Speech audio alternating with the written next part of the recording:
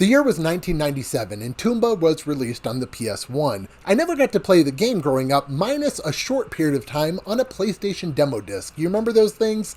I always wanted to play it, so to be able to go back and play this game now is a treat. But does that treat turn into a trick? Well, we'll find out. That's a little Halloween humor, and it's not even Halloween time. What? All right, let's jump into the review. First off, we're going to talk about the story. You remember those PS1 games that had stories that just made no sense at all, but they were still enjoyable? Well, here's one for you, Tomba. Now, without spoiling anything, I don't know if you can really spoil too much, but evil pigs have taken over the world. They've put their magic all over the place, and this is where it gets funny.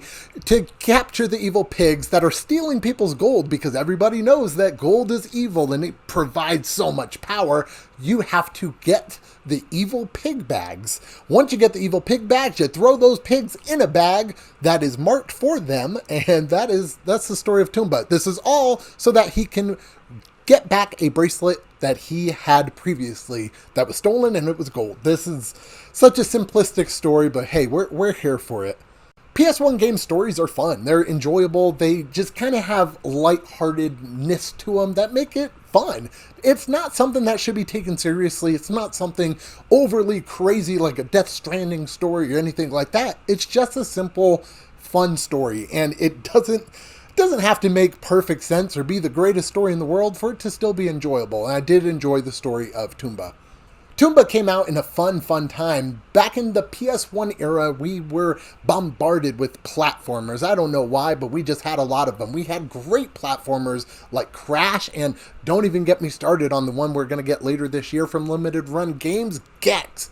Whew, I could talk about it for years. But Tomba is a platformer, and what that means is you jump from location to location. You have to manage your balance as you jump from tree to tree all nimbly like a cat. I don't know, but platformers involve a lot of different aspects. And one thing that I do like that Tomba does, there's a lot of things I do like that it does, is it allows you to control the plane in which you are traveling. So you can not only be going one direction, but then you can press the up button and then you can go to a different level, whether that is a level of buildings above you, or you can completely shift the camera angle to go a different way. And I don't remember that too much from games back in the day. I know there were stuff like, 3D platformers and stuff like that, but for a 2D side scroller to have a 3D aspect to it by rotating the plane of existence, if you will, I think that is a really cool thing to have. Tomba also features quests, and there are a lot of quests. Some of them you get at the beginning of the game. You can't complete them until way later or close to end game. Another thing too is some of these quests do become locked out, and I did not know this. I would have actually been the first achiever of the Platinum Trophy. It was right within my grasp. I had 4 quests left, and I was trying to figure out how to complete them all, and I go through and I look at a guide because I was like, I haven't looked at one since, starting this game. Let's look at a guide because I can't find this.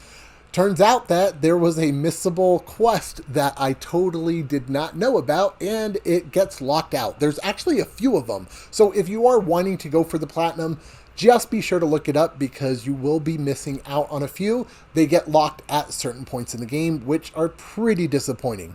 Now, being a platformer, there are some issues present with platforming games, like when the character doesn't jump like he's supposed to. You go to swing on something and it just doesn't grab onto the object that you're trying to swing and grab onto.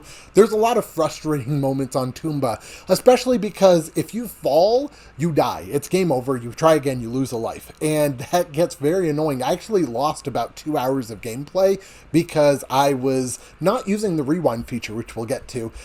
I was just playing the game and I kept falling into this place. I just kept falling over and over again, lost all my lives, and I said, oh no. So yeah, there is a rewind feature. I think I said rewind, but rewind. There's a rewind feature that you can use, and it is incredibly helpful. If you're doing some of these platforming sections that can be incredibly annoying, you can actually use the rewind feature and not die over and over and over. It's a very nice feature. Very, very nice. There's also some other features that you can do. You can change the screen size. You can make it look prettier, or you can make it look like it's back on an old CRT TV. There's a lot of really cool things with it. I will say, though, for this being a remaster, it's not a remake, anything like that. I would have liked the load times to be a little bit more. And I guess it's more of a faithful remaster because they didn't like completely change everything. But the load times are still kind of abysmal, especially when you're towards the late game and you're just traveling from place to place, finishing up quest and everything. It does take quite a bit of time to load. Something that could only take maybe 20 seconds on a PS5 game for what you're pretty much doing can take 5 minutes because you're having to travel one place, collect an item, travel back to the other place, give the item. It's just a lot of loading and it gets kind of tedious and annoying. Now, this kind of goes into bugs and glitches. I did run into one big bug. Ooh, it was annoying. The game crashed on me. And when it crashed, I hadn't saved in a while. So with us having manual saves, that is fun. I lost a few hours of game time on that, and it was really cool. I also lost, this wasn't actually a glitch or anything, but I was playing the game and I had a power outage, and I lost about 2 to 3 hours of game time there too. So just future reference, just save a lot. You can save by going to a signpost and pressing up, and then the circle or square button, I believe, and that allows you to save. Do it, because if not, you're going to lose a lot of time like I did.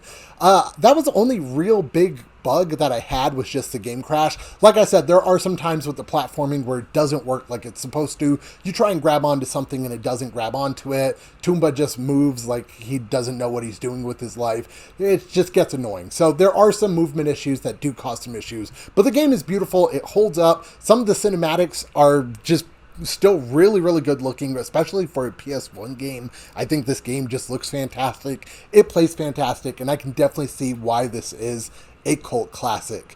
I would give Tomba a 7 out of 10. If you guys have any questions about the game, let me know in the comments down below. Thank you for Limited Run Games for providing a copy for the game. I appreciate it. It means a lot. Thank you guys so much. I'll catch you on the next video, and don't forget to hit that like button and subscribe to the channel for more Platinum Review goodness. As always, keep getting those trophies.